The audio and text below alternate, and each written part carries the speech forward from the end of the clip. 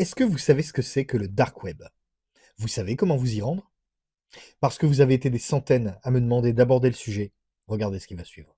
Pour te rendre sur le dark web, il te faudra un outil de navigation internet bien précis. Tu utilises donc le navigateur de ton choix pour aller le récupérer. Tu vas taper ceci dans ton moteur de recherche. Tu choisis ce résultat. Une fois sur la page de l'éditeur, tu cliques pour télécharger la version correspondant à ton système d'exploitation. Comme tu peux le voir, il existe et s'utilise de la même manière sur toutes les plateformes. Une fois l'outil téléchargé, tu procèdes à l'installation et tu l'exécutes. Lorsqu'il se lance, le navigateur se connecte automatiquement au réseau en définissant une identité via un circuit qui variera à chaque fois. Dans ce navigateur, nous allons pouvoir charger des liens avec une extension oignon. Puisque nous en sommes là, nous allons faire une petite recherche sur ce mot via ce moteur spécifique. Dans les résultats proposés, nous choisirons par exemple le blog de ce groupe de hackers bien connu qui, au clic, met à disposition du grand public les données dérobées sur les sites indiqués.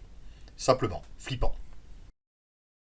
Aussi simple qu'incroyable, non? Comme vous le savez peut-être, c'est sur ce réseau très particulier que se font énormément de transactions illégales. Ceci dit, et pour rappel, surfer sur le dark web à la recherche d'informations souvent censurées, par exemple sur le web, ne constitue en aucun cas un acte illégal.